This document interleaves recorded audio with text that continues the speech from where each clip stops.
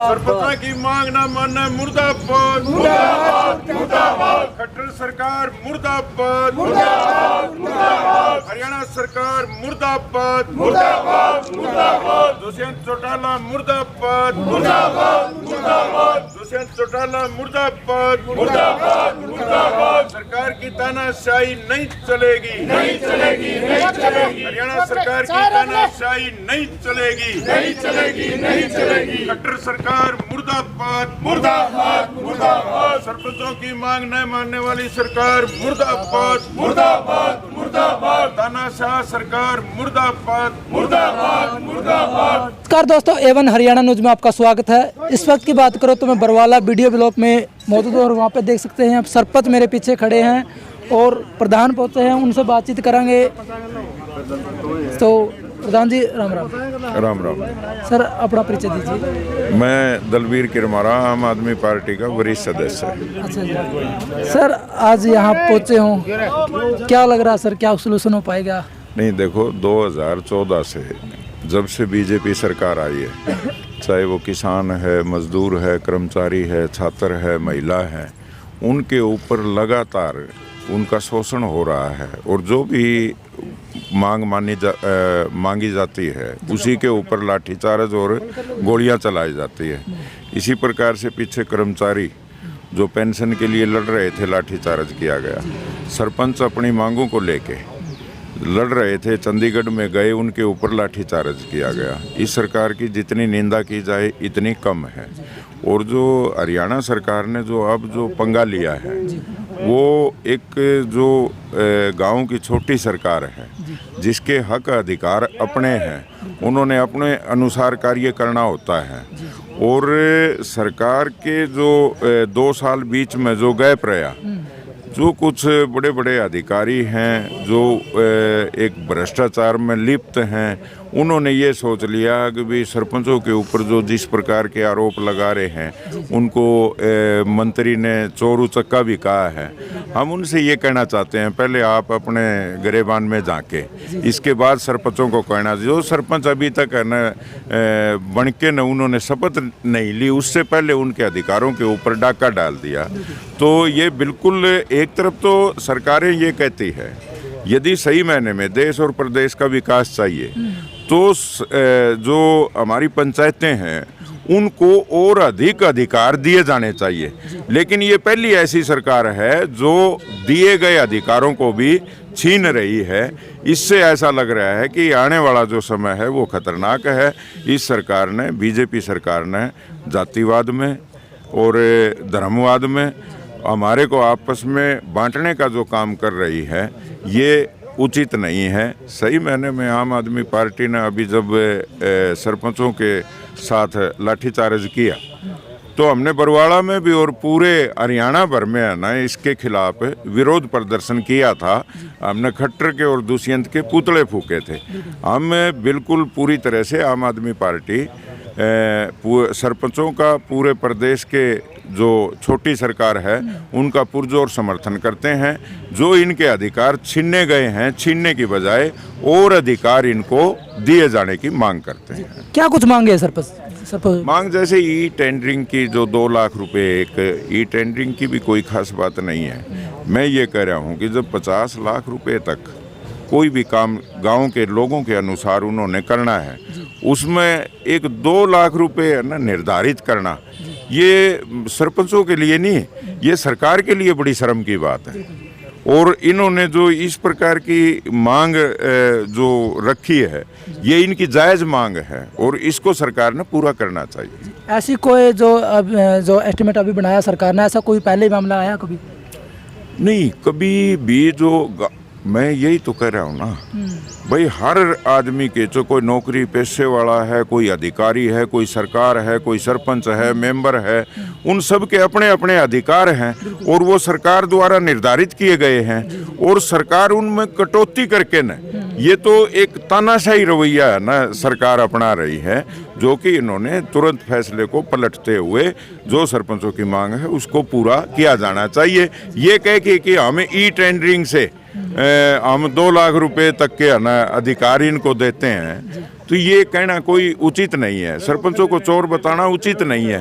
क्या वो जो लोग ई टेंडरिंग से आज ताईं जो काम होते रहे हैं, रोडवेज है, बिजली बोर्ड है, एयरपोर्ट है, सब चीज़ें मतलब है ना, जब से यह सरकार आई है तकरीबन जो सरकारी संस्थाएं हैं उनको बेचा जा रहा है, उनका निजीकरण किया जा रहा है, जो रोजगार के साधन है उनको खत्म किए जा रहे हैं। ये सरकार तो बिल्कुल मनमाने ढंग से चल रही है।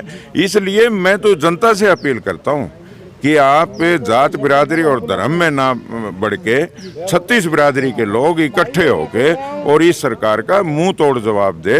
जिस प्रकार से आज हम बड़े दावे के साथ कहते हैं कि आज दिल्ली में सरकार है, मुद्दों की राजनीति है ना, आम आदमी पार्टी करती है, शिक्षा है, स्वास्थ्य है, बिजली है, पानी है, उन मुद्दों को लेके ना हम है ना दिल्ली में।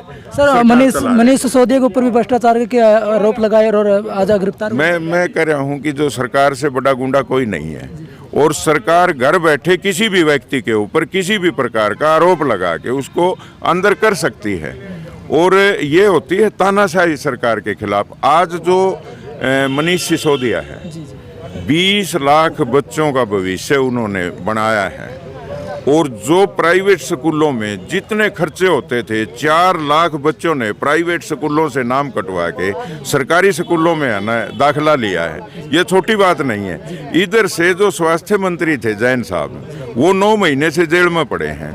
वो क्यों जेल में पड़े हैं? उसने जो स्वास्थ्य सेवाओं में इतना बड़ा सुधार किया कि दिल्ली में यदि कोई एक्सीडेंट हो गया और उस पर 10 लाख रुपए लगे हैं, 50 लगे हैं, वो दिल्ली की सरकार ने दिए हैं, उसका इलाज फ्री में हुआ है। और ऐसे मंत्रियों को वो बारी बारी करके ना अंदर ठोकने का प्रयास कर रहे हैं। और हमारे सिसोदिया जी है, जैन साहब है, वो एक विचारों से, वो कोई मंत्री उस बात से नहीं है कि भाई हम मंत्री कितने दिन रहेंगे ना रहेंगे, लेकिन उनके विचार ऐसे हैं कि हमने देश के लिए काम करना है, हमारे को कितनी यातनाएं झेलनी पड़ी तो हम झेलेंगे। और इसी वजह से हम कह रहे हैं ये मंत्री यदि यूँ कह देते जी हम बीजेपी में आ जाएंगे तो वो पाक साफ होते थे। आज मैं साफ तौर पर कहना चाहता हूँ, लोग कहते हैं बीजेपी का राज है, मैं ये कह रहा हूँ बीजेपी का नहीं। आज 70% कांग्रेस बीजेपी में आई थी और उनको लगा कि भाई दूसरी सरकार आने वाली है, यही बीजेपी वाले जो कांग्रेस वाले नेता थे ये उधर चले जाएंगे। जब ये देश की जनता को सोचना और समझना पड़ेगा कि एक बार वो आ गया, एक बार वो आ गया, नेता वो ही रहते हैं। कांग्रेस में से बीजेपी में चले गए, बीजेपी में से कांग्रेस में आ गए, जिसकी जो सरकार बनती दिखो वहीं चले जाते हैं, लोग उनको वोट दे देते हैं। उनकी नीयत साफ नहीं है। साफ नीयत है पंजाब में, आप जाके देखो, जो यहाँ लोग जो दुष्यंत चौटाला ने कहा मैं टोल बंद करवाऊंगा, आज कम से कम 7-8 टोल है ना पंजाब के जो माननीय मुख्यमंत्री है भगवत मान, वो बंद करवा चुके हैं। वो है लोगों को राहत देने वाली बात। तो हम ये आम आदमी पार्टी इसका पूरा समर्थन कर रहे हैं सरपंचों का, और बिल्कुल इसमें कोई दो राय नहीं है। ये लाठी गोली की सरकार बन के रह गई है और सरकार को चाहिए कि ये जनता की तरफ और सरपंचों की तरफ और जो भी मांग मान रहे हैं इन महकमे में बेचना तो बंद कर दो और एक अच्छे ढंग से सरकार चलाए, कोई दिक्कत नहीं। तो शेरू सरपंच जी हमारे साथ, इनसे बातचीत करें। नमस्कार। नमस्कार जी भाई साहब। सरपंच साहब, जिस तरीके से छोटी सरकार के ऊपर अत्याचार किया जा रहा है सरकार के द्वारा, क्या 2024 का चुनाव उसके क्या कुछ अगुवाई रहेगी? वैसा ऐसा है, अत्याचार तो इतना कर रखा खट्टर ने, जो छोटी सरकार बोल रहे हैं तो बहुत ज़्यादा। इन्होंने बुलाया कि पहले तो कर्मचारी पिटे, फिर सरपंच पिटे, बहुत गलत है। कल भी बुलाया कि फिर वहाँ बेइज्जती करना, भाई बात मिलना ना। आने वाले 2024 में इसको पता नहीं भाई सरपंच क्या चीज़ होती है। सरपंच इसको झटका देंगे, इसको दिखाएंगे भाई क्या चीज़ है। इसका अहंकार हो ना, रावण बन रहे हो, इस रावण को दिखाएंगे 2024 आने वाले 2024 इसको सत्ता से दूर करेंगे। हर गांव में सरपंच, जब इलेक्शन नजदीक आ जाएगा ना, जो भी हमने पार्टी पसंद आएगी उसका पूरे हरियाणा के सरपंच इकट्ठे होकर उसका समर्थन करेंगे तय दिल से, इसको धूल चटाएंगे और आने वाला टाइम इलेक्शन में गाँव में भी नहीं बढ़ने देते हैं। हाँ, तो और रही बात भाई साहब, मैं आपके माध्यम से बताना चाहूँ, ई टेंडरिंग कह रहे हैं नहीं खट्टर है भाई, ई टेंडरिंग से कोई भी काम बढ़िया नहीं हुआ। इसको आपको तो इसको ज्ञान नहीं है। जो नीचे के इसके भ्रष्ट एमएलए मंत्री सारे भ्रष्ट है, उन्होंने चाहिए कमीशन। दो साल पीछे सरपंच ने थे ना, इनमें इसके एमएलए मंत्री यहाँ का लग गया कमीशन मुँह, और वो इसको नीचे ग्राउंड पे खट्टर साहब ने तो पता नहीं भाई ग्राउंड पे क्या काम हो रहा है। हम तो कहाँ हैं खट्टर साहब जी इन कहीं भाई इसमें काम वो है ई टेंडरिंग में, जहाँ भी हरियाणा में ई टेंडरिंग चल रहा है काम, खट्टर साहब एक कमेटी बना हुआ है, हम दिखावांगे सारे ई टेंडरिंग जो पंचायती राज में चल रहे हैं कि देखा है जो पास हो नहीं हमने ई टेंडरिंग मंजूर है, उनमें भाई साहब इतना गंदा धांधली हो रही है, इतना घटिया सामग्री लग रही है ई टेंडरिंग में। क्यों ई टेंडरिंग में काम नहीं होगा? क्यों ई टेंडरिंग घाटे में छूटेगा? घाटे में छूटा तो काम कहाँ से होगा? काम ठेकेदार 2 नंबर की ईंट लावा, 2 नंबर मटेरियल गिरेगा, सरपंच रोकेगा जो तर्क जाएगा इनको सरपंच पीछे लेने का हमारा रोका है वो बदनामी। तो इसलिए हम ये कहा भाई जो ई टेंडरिंग का विरोध इसलिए कहा ई टेंडरिंग में काम की गुणवत्ता नहीं आएगी। सरपंच काम गाँव में रहेगा, सरपंच ने शर्म उन्हें नैतिकता धार भी उसका गाँव में उसने रहना है, राजनीति गाँव की करता है तो उसने काम अच्छे करने पड़ेंगे, उसकी मजबूरियाँ भी है, उसकी हालात भी क्यों गाँव में जब उसमें रहेगा तो उसने करना पड़ेगा, नहीं लोग उसने थू थू करेंगे उसके तो ठेकेदार तो करके चला जाएगा। इसको पता को नहीं भाई जो इसके एमएलए मंत्री है नहीं टेंडरिंग के लिए बार बार क्यों जोर ला रहे हैं, कमीशन के लिए 10% मांगा सारे इसके एमएलए मंत्री, और वो ई टेंडरिंग हो गया, जैसे टेंडरिंग 50 लाख का हो गया, 50 लाख का ब्लॉक लेवल पे है, जे एसडीओ से कमीशन मांगेंगे हमें, और जे 1 करोड़ का टेंडर होगा जे एक्शन से कमीशन मांगेंगे 10%, सरपंच से कमीशन ले नहीं सकते, क्यों सरपंच से कमीशन ले जिनकी बदनामी हुआ है। तो सिर्फ ई टेंडरिंग का मतलब है इनका कमीशन का धंधा, ये जो 2 साल इनका धंधा मुंह लग गया नहीं, खून मुंह लग गया, ये जो कमीशन वाला यूज है। अरे खट्टर ने नीचे दरा भाई बेरा को नहीं ठीक है, ऊपर तो तैर रखे भाई इन्हें बेरा को नहीं। पंचायत मंत्री का कहना तो ये है कि इन टेंडरिंग के माध्यम से कार्य अच्छे होंगे, लेकिन इन टेंडरिंग के बगैर जैसे काम किए पहले सरपंच ने भ्रष्टाचार ज्यादा मचाया, इसलिए इसको इन टेंडरिंग के माध्यम से करा। ई टेंडरिंग में पंचायत मंत्री कमीशन जाओगा 10% और जहाँ तक पंचायत मंत्री जोर ले रहे हैं, क्यों कुंबा बहुत बड़ा है पंचायत मंत्री का, चुकड़ता मांगना शुरू कर देंगे, ब्लॉक लेवल पर जेईएसडीओ मांगेगा, जिला लेवल पर एक्शन पर मांगा, पंचायत मंत्री क्या कर रहा है टेंडरिंग में, कमीशन का चक्कर में कर रहा है, क्यों 2 साल इनका मुंह लग गया कमीशन, ये हमारा रहा हल्का मंत्री भाई इसका कमीशन मुंह लग गया, ये सारे एमएलए मंत्रियां कमीशन मुंह लग रहा है, ये जहाँ तक है बार बार ई टेंडरिंग में कोई भी काम में गुणवत्ता नहीं आओगी। जे खट्टर साहब या कोई कहता नहीं टेंडरिंग गुणवत्ता, हम उसको तय दिल से कहा भाई ई टेंडरिंग के जहाँ काम हरियाणा में चले वहाँ चल के मंत्री साथ में उसकी कोई भी कैबिनेट का मंत्री कोई भी एक टीम गठित करे और वो चले ई टेंडरिंग के काम चेक करे।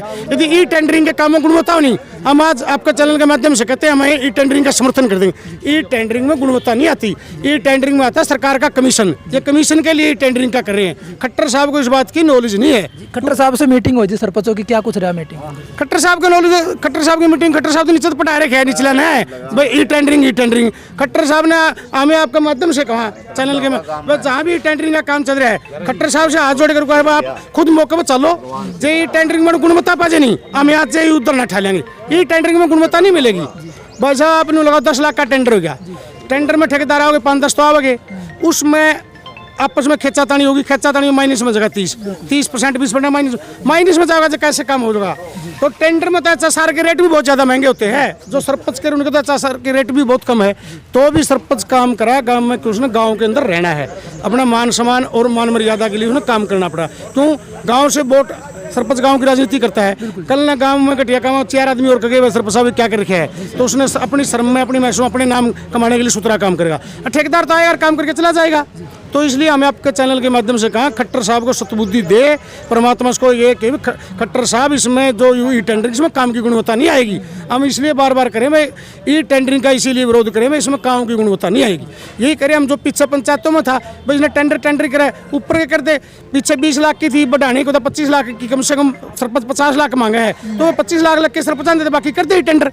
ये टेंडर में मैं तो मेरे आपके चैनल के माध्यम से कहना चाहूँ मेरे 2 साल पिछले काम देख लो भाई, मेरे 5 साल में जो पैसे थे वो 6 महीने में उठ गए, और आज मौका भी देख लो जो पीछे प्रशासन ने काम किया 4-5 करोड़ रुपये थे, और आज गांव का मुआयना कर लो बड़ा बुरा हाल हो रहा है, वो पैसे उड़ गए, कोई किड़िया खाया, कोई वीडियो खा गया, कोई मंत्री खा गया, कोई मंत्री के ऊपर ले खा गए, कुछ एक आधे प्रधान खा गए, खा गए, सारा पैसे ने खा गए। लास्ट सवाल रहेगा सरपंच साहब, जिस तरीके से धरने बैठे क्या सोल्यूशन हो पाएगा ना? क्या जैसे आप धरने में बैठे इससे क्या कुछ सोल्यूशन हो पाएगा? भाई साहब ना हो सोल्यूशन, हम तो धरने पे बैठे हैं और हम तो ये 1 साल का वनवास काट लें। खट्टर साहब को कहा 2024 में खट्टर साहब तेरे अड़त है नमस्ते करवा देंगे हरियाणा तक, खट्टर साहब की जमीन जब्त खुद वहाँ भी होगी।